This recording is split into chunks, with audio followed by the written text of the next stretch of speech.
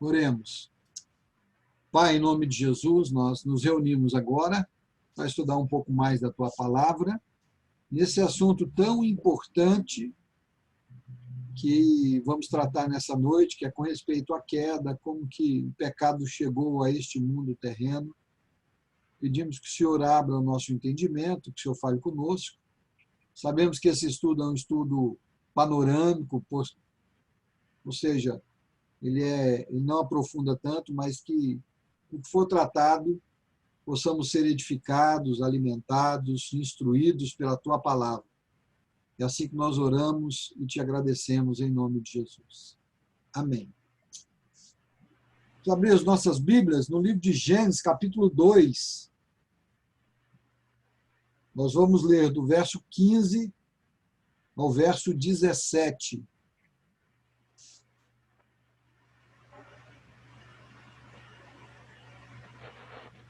Gênesis, capítulo 2, do verso 15 ao verso 17.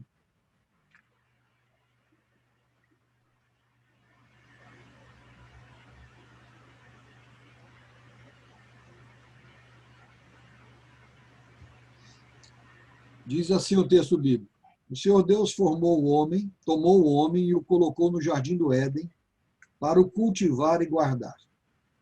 E o Senhor Deus ordenou ao homem: De toda a árvore do jardim você pode comer livremente, mas da árvore do conhecimento do bem e do mal você não deve comer, porque no dia em que dela comer, você certamente morrerá. Agora, Gênesis capítulo 3, verso 1.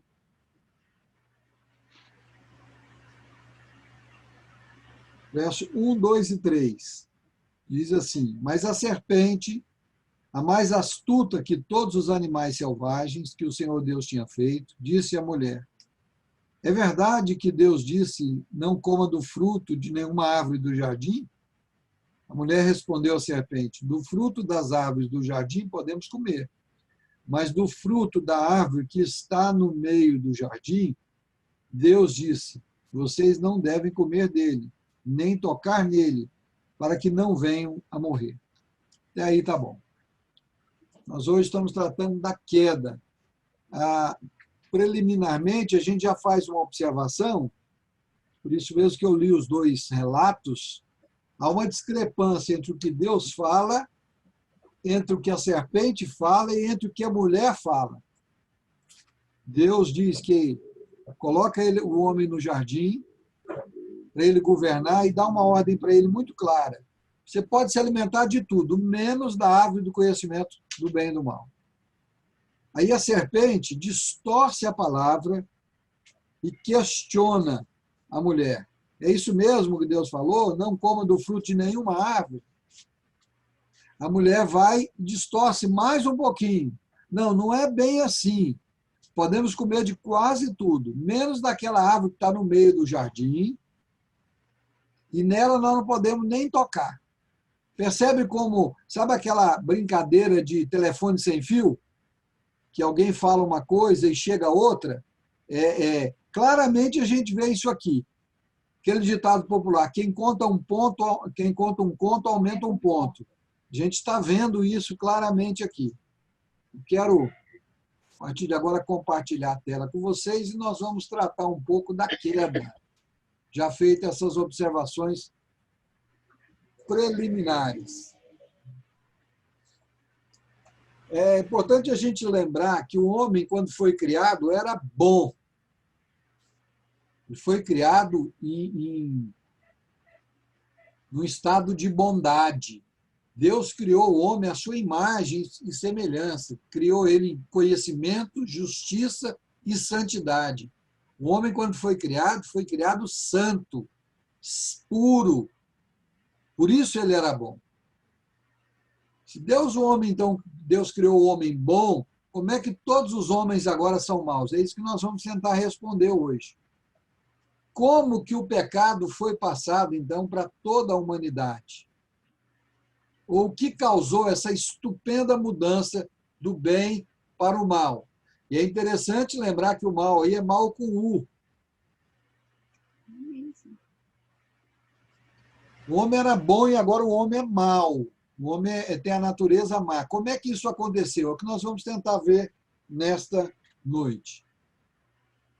Observando a palavra de Deus e o estudo da palavra de Deus, nos mostra que o homem gozava, no momento imediatamente após a sua criação, de um privilégio ímpar, privilégio de manter uma comunhão íntima e diária com Deus. O homem foi criado por Deus de uma maneira espetacular, criado como o ápice da criação e gozava de privilégios inigualáveis.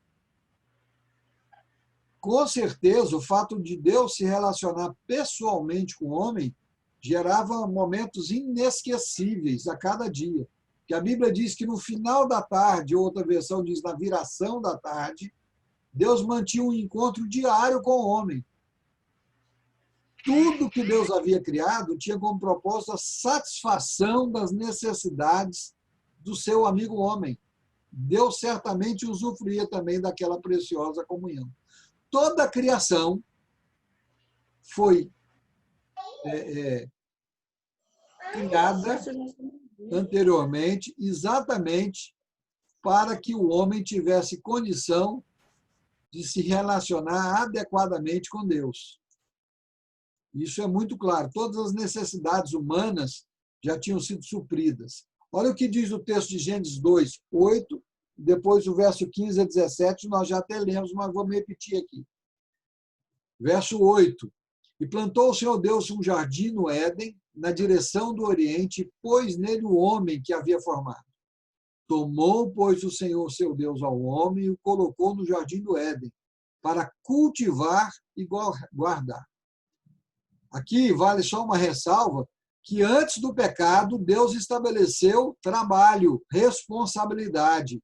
O homem tinha que cultivar e guardar todas as coisas. Então, as pessoas que definem que trabalho é maldição, não conhecem as Escrituras. Trabalho é bênção. Trabalho não é resultado de pecado. O resultado do pecado vai ser o labor, a dificuldade do trabalho, as ervas daninhas que vão vir. Mas quando Deus criou o homem, já estipulou para ele trabalho. E o Senhor deu esta ordem ao homem: de toda árvore do jardim comerás livremente, mas da árvore do conhecimento do bem e do mal não comerás, porque no dia em que dela comeres, certamente morrerás.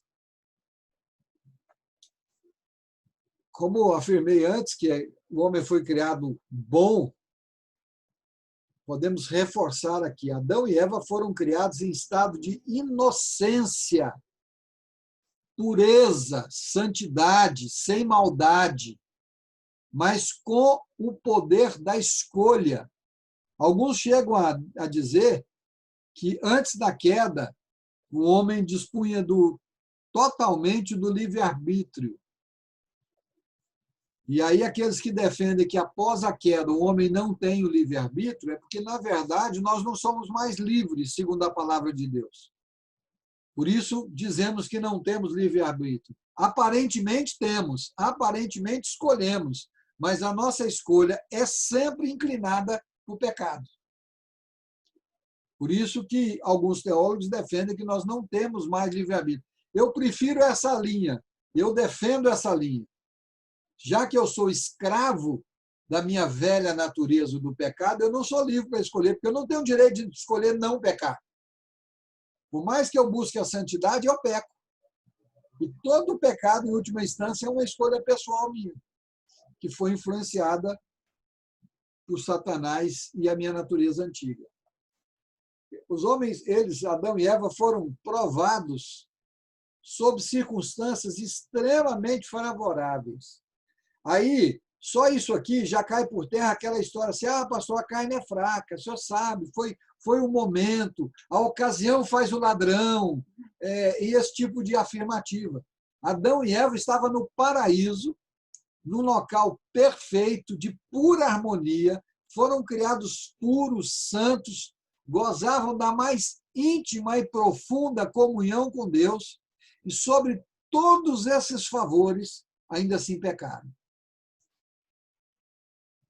Eles foram dotados de mente clara, de coração puro, com a capacidade de fazer o bem, coisa que eu e você não temos. Por isso que o pecado de Adão e Eva, se a gente observar, ele é maior, porque eles tinham tudo para não pecar e pecaram.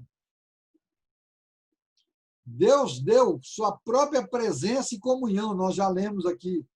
Vamos ler o verso 8 do capítulo 3, que fala sobre a presença de Deus na tarde. Lê aí, Raquel. Gênesis 3, 8.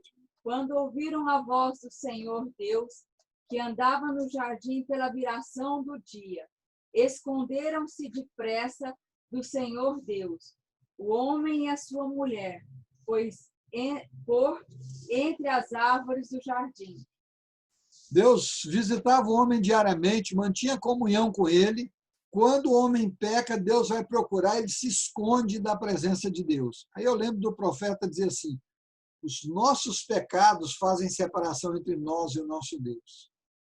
O próprio homem toma a iniciativa de se afastar de Deus por causa do pecado.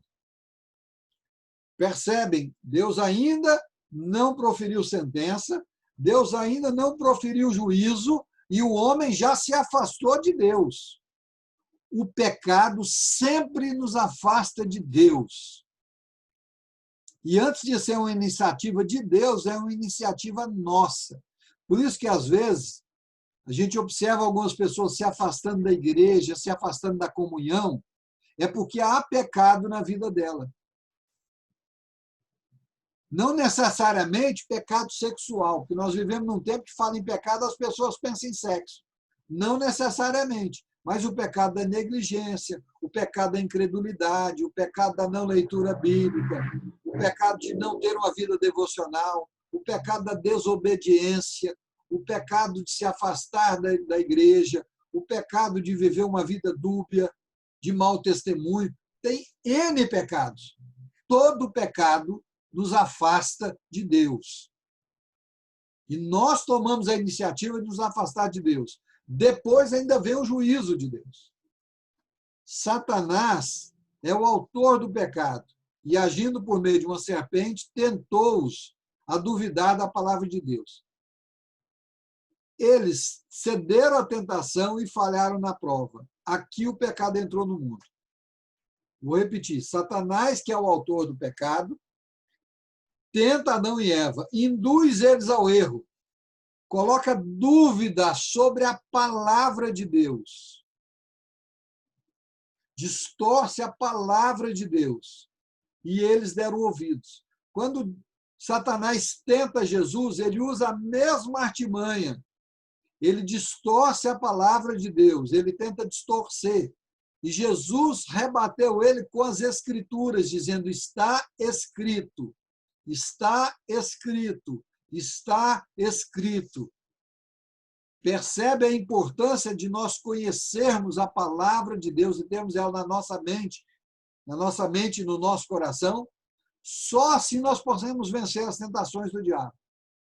A Bíblia diz que a boca fala que está cheio o coração.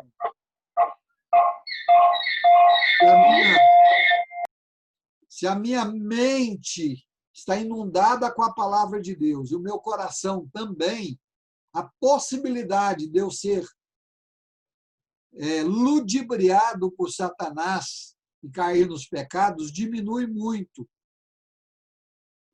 Por isso, talvez, um dos pecados mais graves que nós cometemos rotineiramente chama-se negligência, apatia espiritual. Chama-se ter uma vida displicente com a comunhão com Deus que vem através da sua palavra e da oração. Tenho pensado muito nesses dias. Eu acho que esse é talvez um dos piores pecados que a igreja atual comete, que muitas vezes eu e você cometemos. Essa apatia da nossa relação com Deus. E aí abre a oportunidade de Satanás nos ludibriar, enganando, distorcendo a palavra de Deus que nós mal conhecemos. Olha o que diz Gênesis 3, de 1 a 6. Mas a serpente, mais sagaz que todos os animais selváticos que o Senhor Deus tinha feito, disse à mulher: é assim que Deus disse? não comereis de toda árvore do jardim?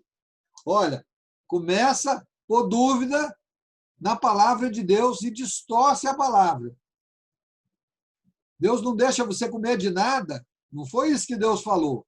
Já gerou a dúvida. Respondeu-lhe a mulher, do fruto da árvore do jardim podemos comer, mas do fruto da árvore que está no meio do jardim, disse Deus, dele não comereis, nem tocareis nele, para que não morrais.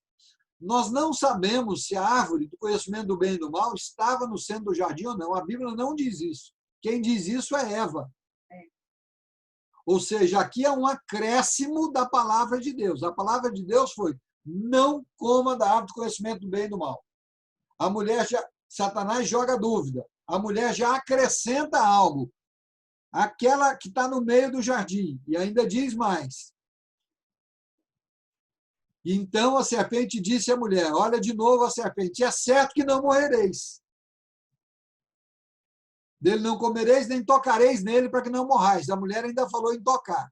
Satanás vem e bota mais lenha na fogueira. Ah, Deus está mentindo. Não é bem assim.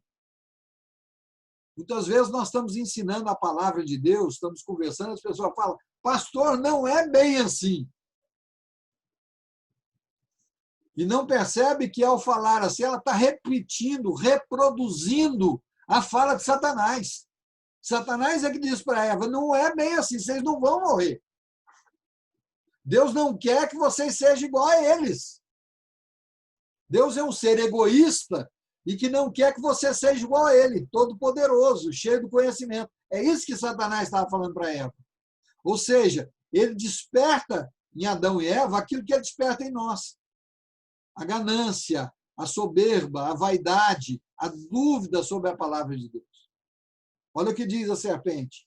Então disse a mulher, é certo que não morrereis, porque Deus sabe que no dia em que dele comerdes, vos abrirão os olhos, e como Deus sereis, conhecedores do bem e do mal. Vocês vão se igualar a Deus. Deus não quer que ninguém seja igual a ele, porque Deus, ele quer manter acima. Daí vem a ideia do Deus ditador, que é uma ideia satânica. A ideia de Satanás é deturpar a Deus. Vendo a mulher que a árvore era boa, presta atenção, Satanás vai distorcendo a palavra, vai aguçando o homem e a mulher para o pecado, e aí a mulher resolve olhar para ver se realmente o que Deus falou era verdade ou não. Ela já tem um olhar aí de dúvida, um olhar de incredulidade. Aqui que tem eu chegar mais perto desse pecado? O que tem eu olhar isso aqui? O que tem eu olhar uma pornografia? O que tem eu ter inveja daquele que prospera? Deixa eu dar uma olhadinha no carro novo dele, na casa nova dela, na mulher nova que ele trocou, no marido que ele trocou. O que tem eu dar uma olhada? Percebe a semelhança? Vendo a mulher que a árvore era boa para se comer, agradável aos olhos e árvore desejável para dar entendimento, tomou-lhe do fruto e comeu, e deu ao marido, e ele comeu. Olha as qualidades da fruta. Agradável aos olhos, atraente, desejável, boa para se comer. Percebe que lá no Novo Testamento, em João, vai dizer que o problema são as concupiscências da carne, as concupiscências dos olhos, a concupiscência. Aqui o início, ó, Gênesis 3. E aí a mulher come e dá para seu marido comer também, e Adão também come. A queda, meus irmãos, se refere ao momento em que os seres humanos obedeceram a Deus pela primeira vez. E o capítulo 3 de Gênesis relata isso. O que Eva iniciou, presta atenção, o que Eva iniciou, Adão confirmou e concluiu juntando-se a ela. Essa é uma afirmação do John MacArthur. Eva inicia o pecado, Adão avaliza, apoia, e os dois juntos confirmam o pecado. Eles pecaram juntos. Adão foi complacente, foi cúmplice e participante do pecado. Pecou junto com Eva. Não foi depois. A decisão deliberada, por isso que está em letra bem caixa alta, e fui eu que pus, de Adão e Eva, ou seja, a decisão de pecar, de desobedecer a Deus, de pôr em dúvida a palavra de Deus, de dar ouvido para o diabo, criou um estado de rebeldia entre a criação e o seu Criador. Como Adão, o homem foi colocado para governar e para cuidar de toda a criação, quando ele pecou, toda a criação entrou em estado de rebeldia contra o Criador. E na queda, os nossos primeiros antepassados, Adão e Eva, nos colocaram ao lado de Satanás. Nós passamos a ter íntima comunhão com Satanás, não mais com Deus. A comunhão com Deus hoje, ela é incompleta. O ser humano não tem comunhão com Deus. O ser humano regenerado, enquanto em plena comunhão com Cristo, volta a ter um vislumbre da comunhão plena com Deus.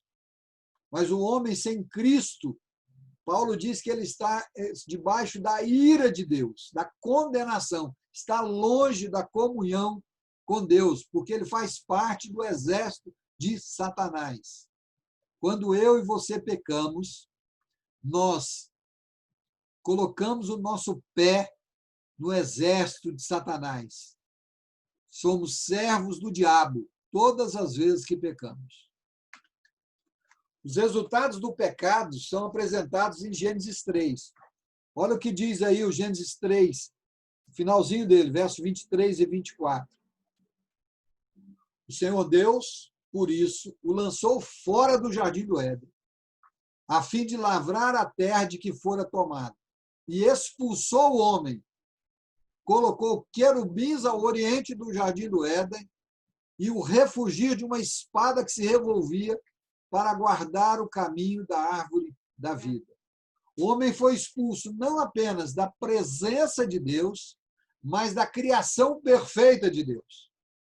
Por causa do seu pecado, agora o homem vai viver numa criação que está pecaminosa. Em outros textos da Bíblia diz que geme aguardando a regeneração.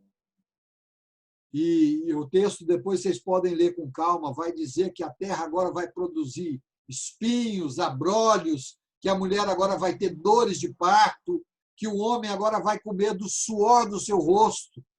Ele tinha que trabalhar, mas agora o trabalho vai ser penoso, vai ser contrário, vai ser dificultoso, porque tudo agora conspira contra o homem. Porque o homem está debaixo da ira de Deus por causa do pecado. Separam-se de Deus. A terra foi amaldiçoada e a tristeza encheu os corações. Deus disse a Adão que se ele desobedecesse, ele morreria. Olha o que diz o capítulo 2, versos 16 e 17.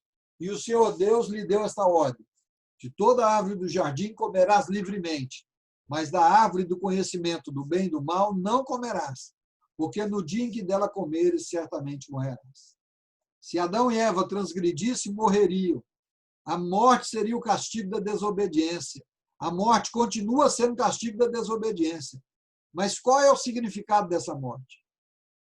Está claro que inclui a morte física, mas também inclui a morte espiritual. A morte da alma para as coisas boas, inclui a morte da alma para Deus.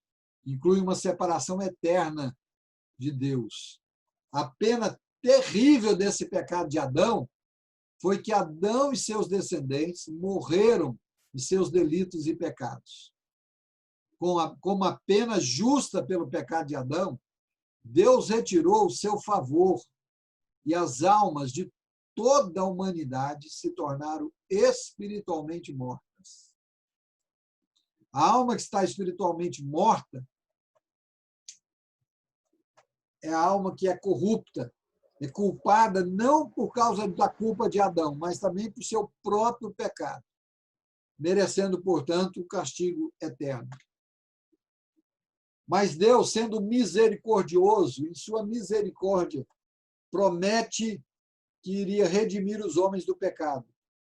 Gênesis 3,15 diz: porém, inimizade entre ti e a mulher, entre a tua descendência e o descendente. Não é um descendente, é o. Artigo definido, falando de Cristo. Este te ferirá a cabeça e tu lhe ferirás o calcanhar. Ou seja, Jesus iria ferir Satanás gravemente e ele faria uma pequena ferida em Jesus, que é a cruz. A semente da mulher, Jesus, nascido de uma virgem, destruiria as obras do diabo. Olha o que diz João, na sua primeira epístola, capítulo 3, verso 8. Aquele que pratica o pecado procede do diabo, porque o diabo vive pecando desde o princípio. João está falando para a igreja, não está falando para ímpio. João está escrevendo para a igreja. Aquele que pratica o pecado procede do diabo. E no final do versículo ele diz: para isso se manifestou o Filho de Deus, para destruir as obras do diabo. Ainda em Gênesis 3, verso 21, diz que fez o Senhor Deus vestimenta de peles para Adão e sua mulher e os vestiu.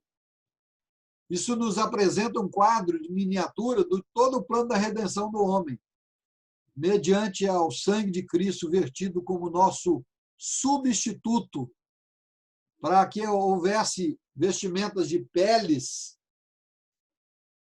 Algum animal inocente teve que morrer para cobrir a nossa nudez. Para cobrir o nosso pecado, um homem inocente teve que morrer, Jesus Cristo de Nazaré. Para cobrir a nossa ofensa, o inocente teve que pagar.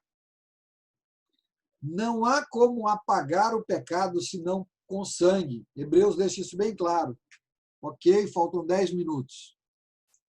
Com efeito, quase todas as coisas, segundo a lei, se purificam com sangue. E sem derramamento de sangue não há remissão. Ou seja, sem um sangue inocente, nós jamais teríamos perdão. Se Jesus não morre na cruz, estaríamos condenados à morte eterna. A Bíblia deixa claro que a queda trouxe o pecado para a vida subsequente de cada pessoa. Romanos 5,12 termina dizendo que todos pecaram. Ou seja, a nossa capacidade de pecar é inerente a nós. Somos pecadores antes mesmo de termos tido uma chance de pecar. O salmista diz assim: em pecado me concebeu minha mãe. Que antes da gente nascer nós já somos pecadores. Nós não somos pecadores apenas porque pecamos. Antes, pecamos porque somos pecadores. Isso é extremamente importante. Não é porque eu pequei que eu sou pecador. Eu peco porque eu sou pecador. Por quê? Porque todos nós herdamos a consequência da queda de Adão. Quero concluir com essa leitura de Romanos 5, versos 17 a 19. Depois eu abro para vocês. Se pela ofensa de um e por meio de um só reinou a morte, muito mais os que receberam a abundância da graça e o dom da justiça reinarão em vida por meio de um só, a saber, Jesus Cristo. Pois assim como por uma só ofensa veio o juízo sobre todos os homens para a condenação, assim também, por um só ato de justiça, veio a graça sobre todos os homens para a justificação que dá vida. Porque, como pela desobediência de um só homem, muitos se tornaram pecadores, assim também, por meio da obediência de um só, muitos se tornarão justos. Abro para perguntas. Temos 9 minutos, 8 minutos. Fala, Raquel. Esse jardim do Éden, ele foi fechado, né? Assim, mas não, ele saiu do lugar, não existe mais, ou não é encontrado. O que foi feito dele? Eu falei isso na aula passada, a Raquel está perguntando sobre o Jardim do Éden. Muito provavelmente ele desapareceu com o dilúvio. Seria a resposta mais lógica. Mas assim, não, eu quero dizer assim, eles foram mandados embora. Então eles não sabiam voltar, se perdeu, teve amnésia. Por que eles não voltaram? Porque o anjo mataria eles se voltasse. Tá. Deus colocou um anjo ali e expulsou eles do jardim. Tá, mas até o dilúvio houve Um tempo. Um tempo. Era uma terra que era explorada, era de... A Bíblia não diz por que disso. A Bíblia só diz que eles foram expulsos dali. Possivelmente, eles tinham consciência se tentassem voltar, morreriam. Mais perguntas?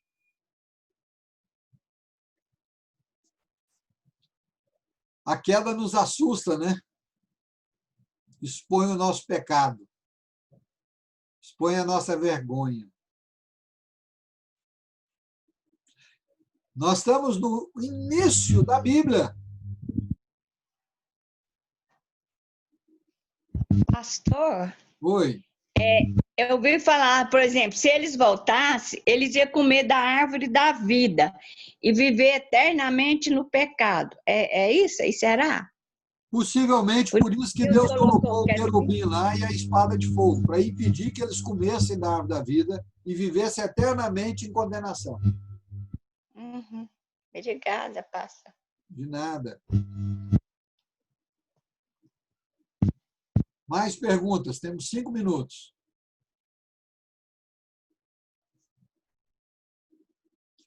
Como é que Satanás age hoje?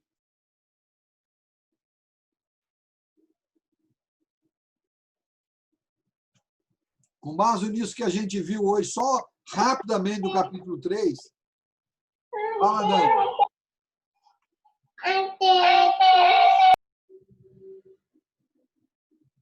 Como é que Satanás age hoje? O que vocês acham? Pastor, eu acho que é da mesma forma. Exatamente, Assim, da mesma forma. Aquilo que a gente tem curiosidade, né? Aquilo que é proibido. Ele age da mesma forma, deturpando a palavra de Deus e nos estimulando a duvidar de Deus. Por isso que Satanás luta para nós não termos uma vida de íntima comunhão com Deus e com a sua palavra. Porque quando nós conhecemos a palavra, nós podemos fazer como Cristo e usar a palavra para rebater todas as investidas de Satanás. Quando vocês pegam um pastor chato que nem eu, que fala em Bíblia, lê a Bíblia, vamos estudar a Bíblia, vamos ler a Bíblia, vamos estudar a Bíblia. É porque o maior desejo do meu coração é que vocês conheçam as Escrituras para poder dizer não ao pecado, para poder conhecer as artimanhas de Satanás, que não mudou, e se rebatê-las. Quando nós não conhecemos as Escrituras, nós caímos em qualquer esparrela dele. Ele continua conhecendo, a gente ainda erra. Imagina não conhecer. O próprio Cristo disse, examinais as Escrituras, que elas testificam de mim. O profeta Oséias diz, olha, conheçamos e prossigamos em conhecer ao Senhor. E diz para o sacerdote, o meu povo está perecendo porque falta conhecimento. O povo de Deus hoje vive uma vida cristã medíocre, apaupérrima, pecaminosa, vexatória, porque falta conhecimento das Escrituras, falta conhecimento da intimidade com Deus. E esse é o meu pecado, é o seu pecado. Esse é o nosso pecado. Nós precisamos amar e conhecer profundamente as Escrituras. Senão nós iremos perecer, como temos perecido a cada dia nos nossos pecados e nos nossos delitos. Satanás age com a mesma maneira. Por isso que eu insisto tanto, enquanto vocês estiverem me ouvindo, eu vou estar batendo nessa tecla, quase que uma tecla só. Leitura bíblica, oração, comunhão com Deus, comunhão com a igreja, mais leitura, Bíblia, estudo, Bíblia, porque essa é a nossa maior necessidade. Quando a gente entra no povo no Egito, o povo saindo do Egito, o povo peregrinando, o povo entrando na Terra Prometida, a ordem é: medita nesse livro dia e noite. Cuidado para cumprir tudo que ele diz. Não se afaste dele, não se aparte dele. Inculca essa palavra nas crianças, escreve nos umbrais da porta, faz cartaz, põe na internet, faz barulho, copia essas escrituras, grava na mente e no coração. Todo tanto que nós estudarmos a Bíblia é pouco. Todo tanto que nós conhecermos é pouco. Nosso Deus é infinito.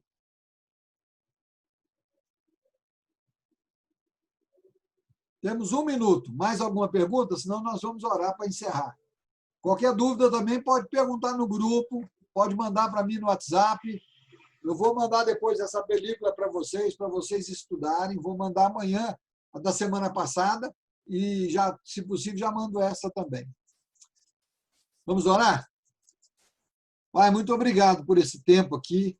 Obrigado pela salvação que temos em Cristo Jesus. E muito obrigado pela tua palavra escrita, que o Senhor deixou revelada e grafada para nós. Dá-nos amor por essa palavra, um desejo ardente de meditar nela dia e noite.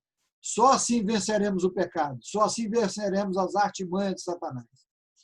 E é só assim nós saberemos agir como o Senhor deseja. E assim nós oramos e agradecemos em nome de Jesus. Amém, meus irmãos? Deus abençoe a todos.